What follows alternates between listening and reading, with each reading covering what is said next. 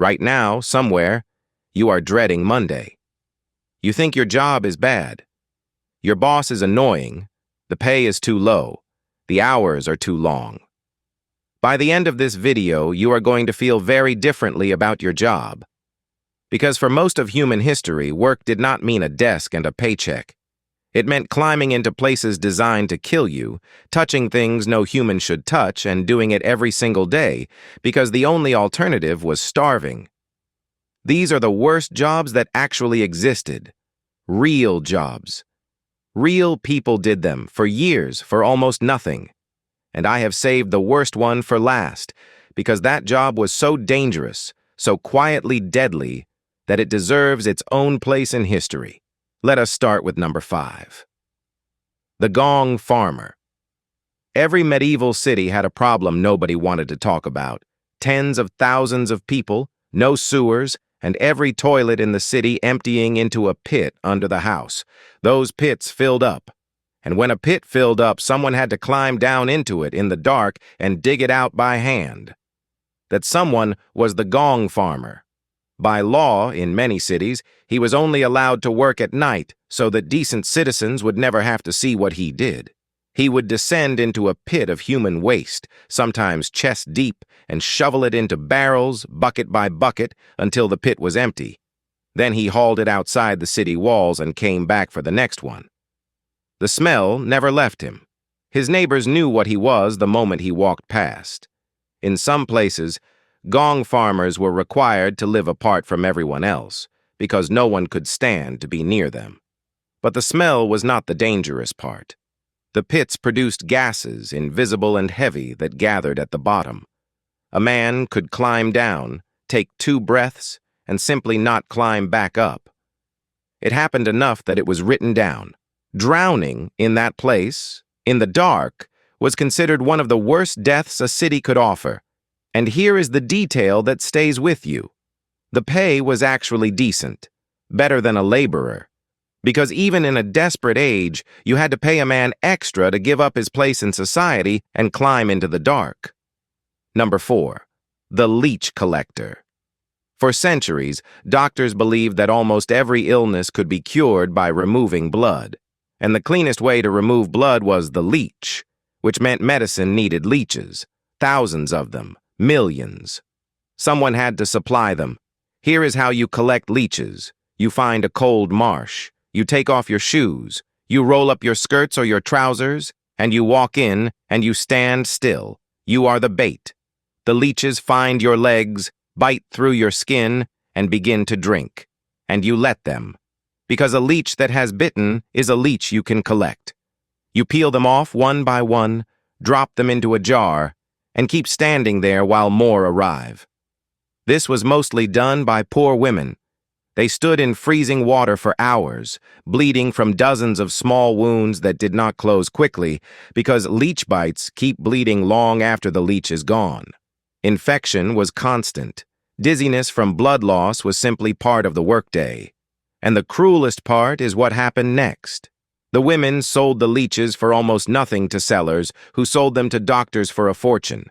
The person who bled for the medicine saw the smallest piece of the profit. Some things about work have not changed in 200 years. Number 3. The Resurrection Man. In the 1800s, medical schools had a problem. To train surgeons, they needed to study real human bodies. But the law only allowed them the bodies of executed criminals, and there were nowhere near enough. So a new profession appeared, one that worked exclusively at night, in graveyards, with a shovel. The Resurrection Man waited for a fresh funeral.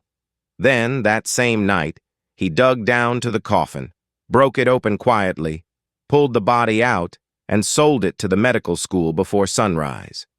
No questions asked. Cash on delivery. Families knew this happened. That is the detail people forget. Grieving families would hire guards to sit on the grave for 2 weeks because after 2 weeks the body was no longer worth stealing.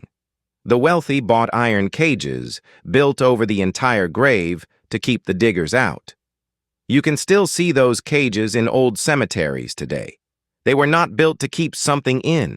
They were built to keep the resurrection men out. Was it illegal? Barely.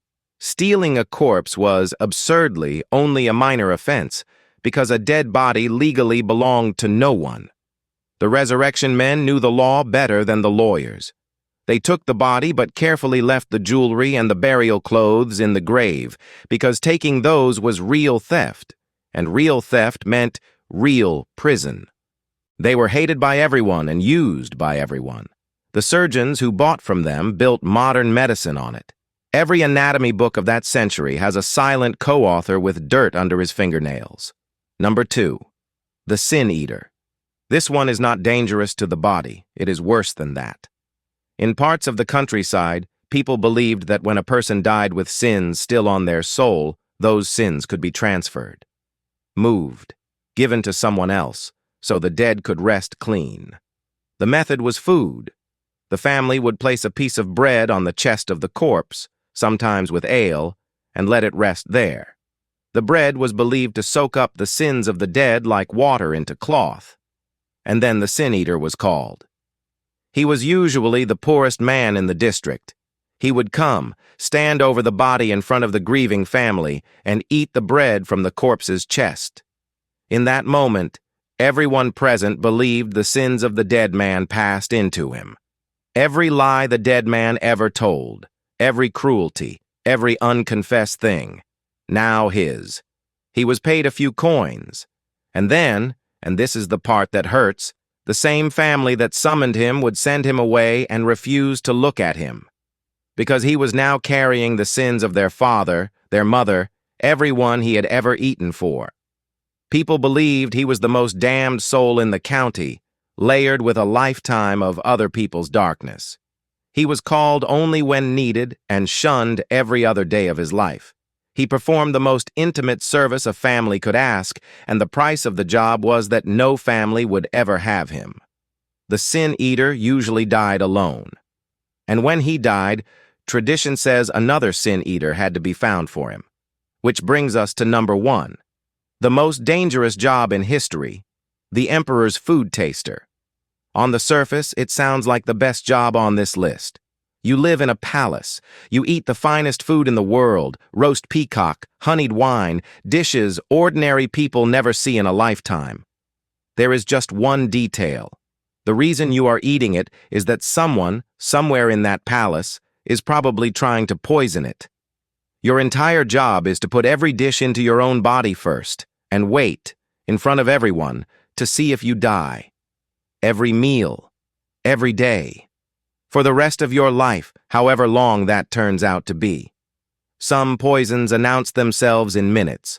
Others were slow and silent and gave no warning at all until days later, when it was already too late for you, and if you had missed it, too late for the Emperor as well.